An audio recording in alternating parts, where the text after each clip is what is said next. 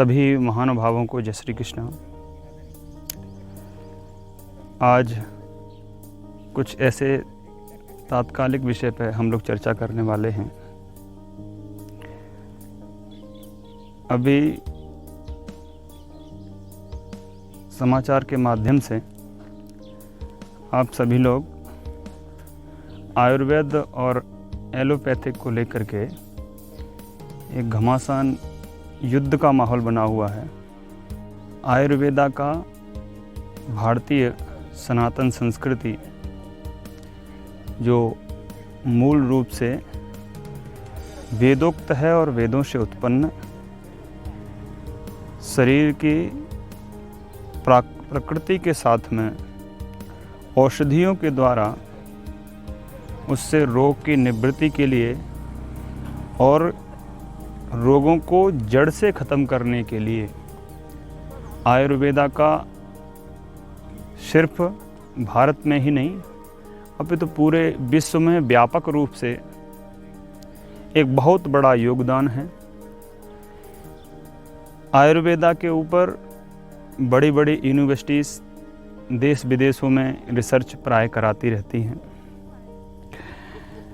और एलोपैथिक का भी एक अपना अस्तित्व है और एक बहुत चर्चित विषय भी है और बहुत चर्चा भी है ये कि एलोपैथिक ट्रीटमेंट जो होता है, एलोपैथिक ट्रीटमेंट लेने से हमें तात्कालिक बेनिफिट्स तो होते हैं। सिर दर्द है, डिस्पेरेंटली आराम हो गया, परंतु एलोपैथी का साइड इफ़ेक्ट ज़रूर रहता है। आयुर्वेदा टाइम लेता है परंतु रोग को जड़ से समाप्त करता है। और ये भी एक अत्यंत महत्वपूर्ण बात है कि एलोपैथी ट्रीटमेंट से साइड इफ़ेक्ट बिल्कुल निश्चित है और आयुर्वेदा को भी यदि समुचित और व्यवस्थित रूप से नहीं लिया गया तो उसके भी साइड इफ़ेक्ट्स हो सकते हैं। ये कहीं न कहीं शारीरिक रूप से स्वस्थ रखने के लिए, मनुष्य को रोगों को निवारण करने के लिए, शारीरिक रोगों का निवारण करने के लिए दोनों ही मार्ग अपने लिए उत्तम हैं। परंतु जिस प्रकार से भगवान के लिए एक ज्ञान गंगा और एक भागीरथी गंगा, जो दोनों ही भगवान के द्वारा प्रदत्त हैं और प्रकट हुई हैं, दोनों ही पाप ताप संताप को नष्ट करने वाली हैं और दोनों का ही अपना बड़ा उच्च स्थान है। परंतु फिर भी ज्ञान गंगा की उत्पत्ति भगवान के श्रीमुख से हुई है, वहीं दूसरी भागीरथी गंगा की उत्पत्ति भगवान के चरण नख से हुई है। दोनों का ही उत्तम उपयोग होते हुए भी ज्ञान गंगा की श्रेयता और श्रेष्ठता हमें दृष्टिगोचर होती ही है। ठीक उसी प्रकार से आयुर्वेदा का जो कार्य है वो ज्ञान गंगा के रूप में है और एलोपैथी का कार्य है वो भागीरथी गंगा के रूप में है। तो दोनों ही अपने स्तर पर अच्छा कार्य कर रहे हैं, परंतु कंपैरिजन की बात करें तो आयुर्वेदा ऐसा है जिसका ना कोई साइड इफ़ेक्ट है और रोग की जड़ से योगा भी जिस तरीके से प्रयुक्त किया जा रहा है वह भी शारीरिक रूप से ही कार्य कर रहा है और एलोपैथी भी शारीरिक रूप से ही कार्य कर रही है। इसके पीछे आज एक कॉन्सेप्ट और भी है जिस पे हम चर्चा करने वाले हैं। आयुर्वेदा और योगा और ये एलोपैथी के शारीरिक कष्ट की निवृत्ति तो हो जाएगी, परंतु मानसिक कष्ट जो है, क्योंकि 3 प्रकार के तापों का विवेचन हमारे सनातन ग्रंथों में आता है, आदिदैविक, आदि भौतिक और आध्यात्मिक। तो ये आदि भौतिक कष्ट हैं जो हमें भूत प्राणियों से प्राप्त होने वाले कष्ट हैं, जो सनातन ग्रंथों में आध्यात्मिक कष्ट की चर्चा की गई, उसमें 2 विभाग कर दिए गए। एक शारीरिक कष्ट और एक मानसिक कष्ट, और दोनों का विभाजन अध्यात्म, जो आध्यात्मिक कष्ट है उसके अंतर्गत दोनों को लिया गया।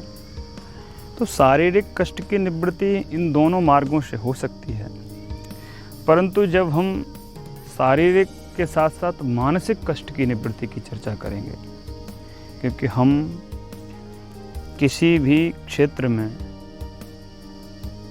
किसी भी स्तर का और किसी भी परिस्थिति में कोई संग्राम करते हैं या अपने जीवन के उज्जवल लक्ष्य की तरफ अग्रसर होते हैं, तो हमें शारीरिक बल के साथ साथ मनोबल की आवश्यकता अवश्य होती है। तो मनोबल जब तक हमारा दृढ़ नहीं होगा तब तक हम किसी भी क्षेत्र में पूर्ण सफलता प्राप्त नहीं कर सकते। आज की भौतिक परिस्थिति और वर्तमान परिस्थिति में आप देख सकते हैं कि इस कोरोना संक्रमण काल में 50% लोग तो इसी वजह से चले गए कि वो शारीरिक रूप से तो तैयार थे परंतु मानसिक रूप से तैयार नहीं थे। जिस भी व्यक्ति को कोरोना हो गया उस व्यक्ति के मस्तिष्क में एक ऐसी अवधारणा बन गई कि कोरोना से बच पाना बहुत मुश्किल है, या ब्लैक फंगस आ गया, वाइट फंगस आ गया, येलो फंगस आ गया, इन सब से बचना बहुत मुश्किल है। तो ये कहीं ना कहीं ऐसी जो अवधारणा हमारे हृदय में घर कर जाती है वो हमें कहीं ना कहीं कमज़ोर बना देती है। बी पॉजिटिव, हमें हर एक परिस्थिति में सकारात्मक रहना है और नहीं रहना चाहिए, और सकारात्मक रहने के लिए कहीं ना कहीं हमें अध्यात्म दर्शन की भी आवश्यकता होती है। हमें पॉजिटिव बनाने के लिए जो परमात्मा की दिव्य शक्ति है, डिवाइन पावर है, जो हमारी आत्मिक शक्ति है, जब हम शरीर और संसार से ऊपर उठ के एकांत में बैठ करके मेडिटेशन करते हैं और जब हम इस ऐसे कुछ दार्शनिक प्रश्न करते हैं अपने आप से, को अहम, मैं कौन हूँ, कुत आयातः, मैं कहाँ से आया हूँ और मैं कहाँ जाऊँगा, ऐसे प्रश्नों के हल ढूंढते ढूंढते हम अंतिम चरण में जिस स्थिति पर पहुँचते हैं उस स्थिति का नाम है आत्मज्ञान, चेतना के स्वरूप का बोध। जब हमें स्वते के स्वरूप का बोध हो जाता है और वह परमात्मा जो कण कण में व्याप्त है और उन दोनों का अभेद ज्ञान हो जाता है, भेद दोनों में समाप्त हो जाता है। जीवो ब्रह्मैव न परः, वह जीव जो हमारे अंदर है और परमात्मा में कोई भिन्नता नहीं है। जिस प्रकार से सागर से निकली हुई बूंद का अस्तित्व तभी तक है जब तक वह पुनः सागर में विलीन नहीं हो जाती है। जिस दिन वह बूंद पुनः सागर में विलीन हो जाएगी उसके पश्चात उस बूंद को ढूंढना मुश्किल है। ठीक उसी प्रकार से यह जो जीवात्मा है अपने अस्तित्व को जान जाएगा, अपने आप को जान जाएगा, तो परमात्मा में और अपने आप में भेद दृष्टि को समाप्त कर पाएगा। तो ये जो अध्यात्म ज्ञान है, वासांस जीर्णानि यथा विहाय नवानि गृह्णाति नरोपराणि, नैनम छिद्यन्ति शस्त्राणि नैनम दहति पावकः। वो जो जीवात्मा है, जो आपका वास्तविक स्वरूप है, उसको कोरोना तो क्या, लाखों करोड़ों महामारियां एक साथ संग्रहित होकर के भी यदि आएँ तब भी उसका विनाश नहीं कर सकती। और जीवात्मा रूप से व्यक्ति सर्वत्र सदैव के लिए अमर है, उसका कभी विनाश नहीं हो सकता। शास्त्र के माध्यम से जो हम जिसके विषय में जानते हैं, शस्त्र उसको काट नहीं सकता, वायु उसको सुखा नहीं सकती, जल उसको गला नहीं सकता, जल उसको गला नहीं सकता और अग्नि उसको जला नहीं सकती। तो ऐसे आत्मज्ञान के साथ साथ हम जब उस डिवाइन पावर को संग्रहित करते हैं, और संग्रहित करने के लिए कई साधन हैं। जिस भी मार्ग से हम जाएं वह साधन उत्तम ही है, चाहे वह भजन कीर्तन संकीर्तन हो, या फिर पूजा पाठ हो, ध्यान धारणा हो, या समाधि अवस्था हो, या योगा का वास्तविक स्वरूप हो। मैंने कुछ क्षण पहले चर्चा की थी, योग शब्द का युंज धातु से मिलकर के योग शब्द की उत्पत्ति हुई है। युंज माने मिलन, तो मिलना जीवात्मा और परमात्मा के अभेदक ज्ञान का नाम ही योग है। और जो ये शारीरिक अभ्यास है, इसको हम योगा अभ्यास तो कह सकते हैं, परंतु पूर्ण रूपेण योग की संज्ञा प्रदान करना उचित नहीं होगा। और वास्तविक योग वही है जो शरीर से ऊपर उठा करके शरीर पे नियंत्रण के लिए योगा अभ्यास का होना अनिवार्य है। वह अपने स्तर से कार्य भी करता है। शरीर को स्वस्थ रखना ही सिर्फ योगा का उद्देश्य नहीं है। शरीर को स्वस्थ रखने के बाद में जो आगे की सीढ़ियाँ, उन पे हम योगा के माध्यम से भी चलते रहेंगे, तो आसन, प्राणायाम, प्रत्याहार, ध्यान, धारणा, समाधि तक इसकी परिणति है। और समाधि का मतलब होता है परमात्मा से सीधा कनेक्शन। वो डिवाइन पावर जो है वो और आपकी चेतना की एकता होती है।